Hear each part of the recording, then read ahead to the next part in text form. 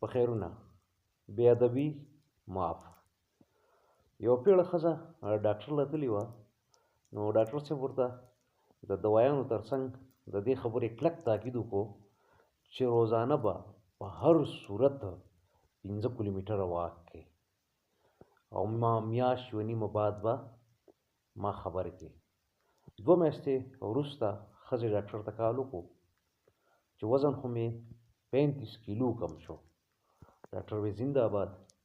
خو دا راته ووایه چې مخکې څه وکړم، زه خو د افغانستانه پورې راورسېدم، روزانه 15 کیلومتره واک.